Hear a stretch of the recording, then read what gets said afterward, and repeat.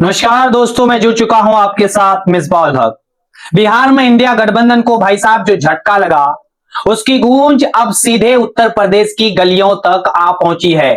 और यकीन मानिए, इस बार की तैयारी सिर्फ चुनाव लड़ने की नहीं है, यह एक बड़ा संकेत है। एक सियासी भूकंप की जो है वो यूपी की सरजमी पर आहट पैदा कर रही है। सोचिए, बिहार के नतीजे ने विपक्ष को कितना बड़ा सबक दिया होगा। हार का दर्द अभी ताजा ही नहीं था कि अब यूपी की जमीन पर अगली जंग की बिसात बिछनी अब शुरू हो गई है। भले ही अभी विधानसभा चुनाव में वक्त जरूर है, लेकिन राजनीतिक पार्टियां गियर बदल चुकी है भाई साहब। और इस बार निशाने पर कौन है? जाहिर है, सत्ताधारी भाजपा को धूल चटाने की कसम खाई गई है।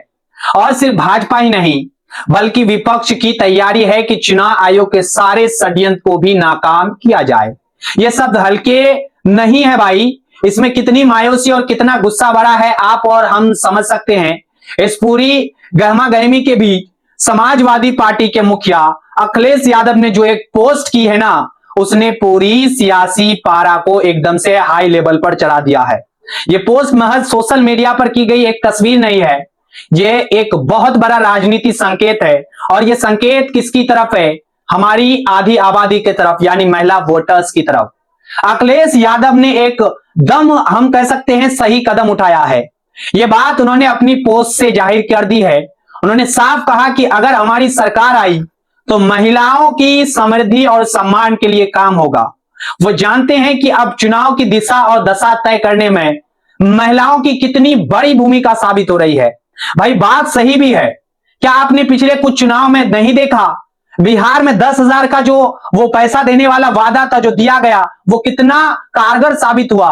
महाराष्ट्र हो या हाल ही में मध्य प्रदेश के चुनाव, महिला वोटर्स ने जो बढ़ चढ़कर हिस्सा लिया और जहां वोट किया, वहां का पूरा समीकरण ही इस बार बदल गया है।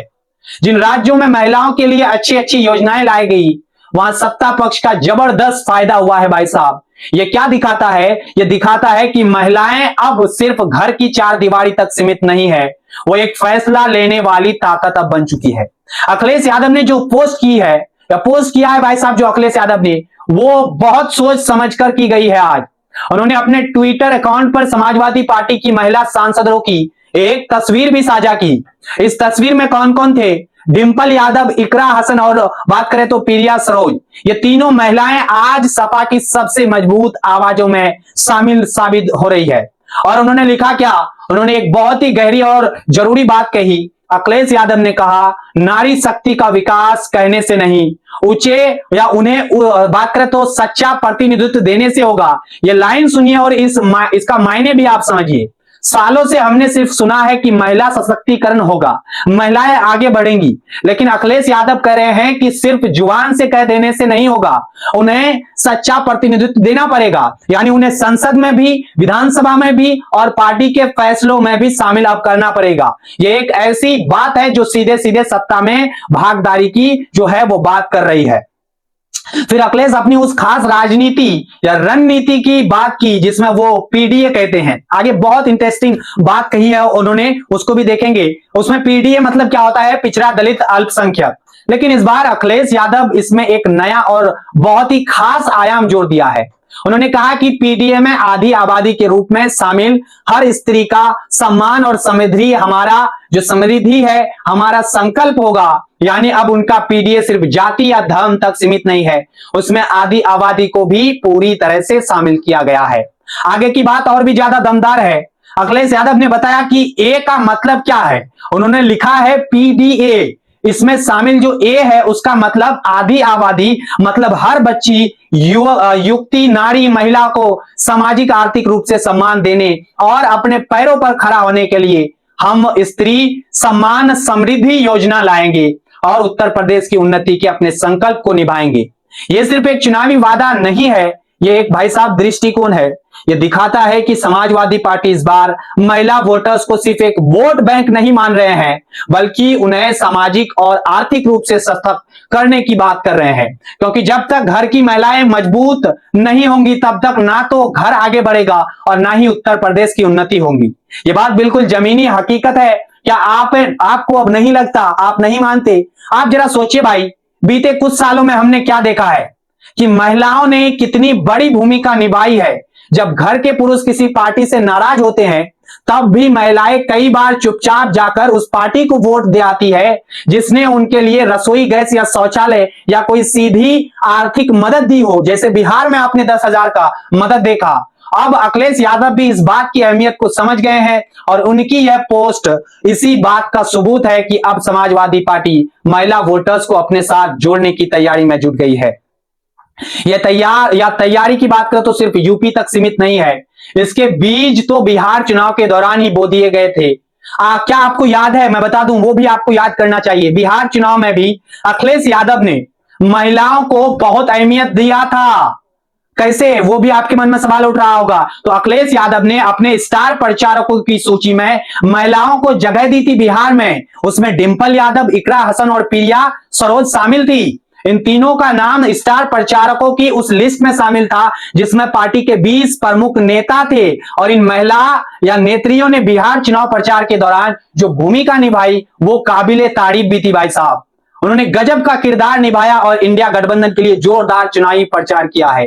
याद कीजिए, आपको याद होनी चाहिए सांसद इकरा हसन के भाषणों को। उन्होंने मंच से खड़े होकर क्या कहा था? उन्होंने जनता को साफ साफ चेतावनी दी थी। उन्होंने कहा था कि अगर वोटों का बिखराव हुआ तो बिहार में बीजेपी की सरकार बन जाएगी। इकरा हसन लोगों को यह कहकर अगवा किया कि इस बार बीजेपी नीतीश कुमार को मुख्यमंत्री नहीं बनाएंगे बल्कि खुद मुख्यमंत्री की सीट पर कब्जा कर लेंगे। ये एक अंदर की बात थी, एक ऐसी भविष्यवाणी थी जो आप सभी को अब सच होने वाली दिख रही है।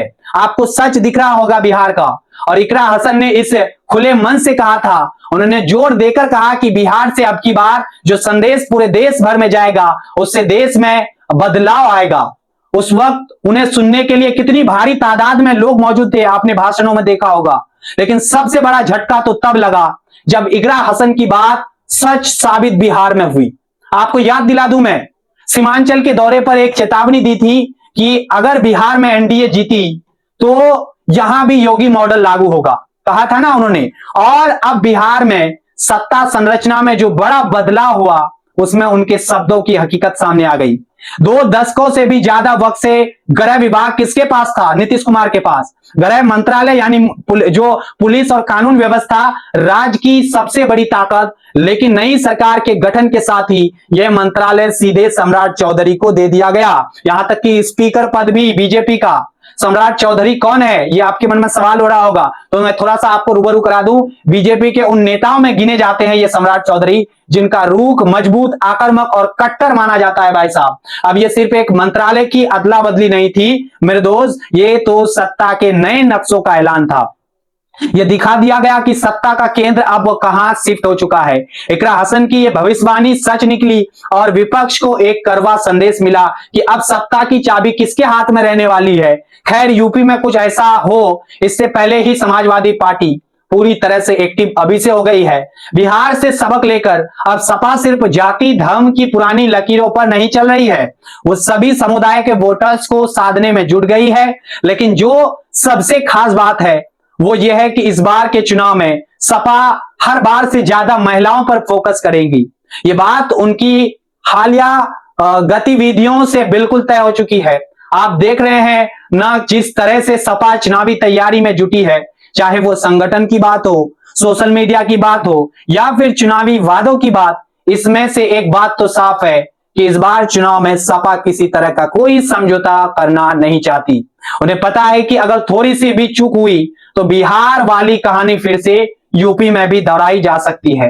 अब सवाल यह है कि किस दल की कितनी रणनीति काम आएगी, ये तो चुनावी मौसम में ही आप सभी को पता चलेगा या फिर चुनावी नतीजों के बाद तो आप सभी को दिख ही जाएगा। लेकिन भाई साहब, अखिलेश यादव ने ये ट्वीट करके एक बात तो साफ कर दी कि वो दूर की सोच रहे हैं। दूर से मतलब कि वो सिर्फ आज का चुनाव नहीं देख रहे हैं, वो अगले 5 से 10 साल की राजनीति को, जमीन या रणनीति की जो है वो जमीन की तैयारी कर रहे हैं, जमीन को बना रहे हैं। वो जानते हैं कि जिस पार्टी के साथ महिलाएं खड़ी हो जाए, महिलाएं खड़ी हो गई, उस पार्टी को हटाना अगली बार नामुमकिन सा हो जाएगा। ये एक मास्टर स्ट्रोक है जिससे विपक्षी गठबंधन को समझना होगा। तो अब आप ही हमको बताइए भाई साहब, इस पूरी खबर में आपकी क्या राय है? क्या आपको लगता है कि महिला वोटरों पर अखिलेश यादव का यह फोकस सपा के लिए गेम चेंजर साबित होगा? क्या सच में स्त्री सम्मान समृद्धि योजना जैसी चीजें जमीन पर उतर पाएंगी, या ये भी महज एक चुनावी जुमला बनकर रह जाएगा? आप हमें कमेंट सेक्शन में अपनी राय जरूर बताइएगा। अगर आपको यह विश्लेषण हमारा पसंद आया हो, हमारी ये कोशिश अच्छी लगी हो कि हम खबरों की तह तक जाएं और आपको देसी अंदाज में समझाएं, तो वीडियो को आप लाइक करें, कमेंट करें, और हमारे साथ जो भी दर्शक पहली बार जुड़ रहे हैं, भले ही वो नए हो, आप चैनल को सब्सक्राइब जरूर करें। आपका समर्थन ही हमारी ताकत साबित हो रही है। तो मिलते हैं अगली खबर के साथ, तब तक के लिए दीजिए हमें इजाजत। आप सभी का बहुत बहुत धन्यवाद।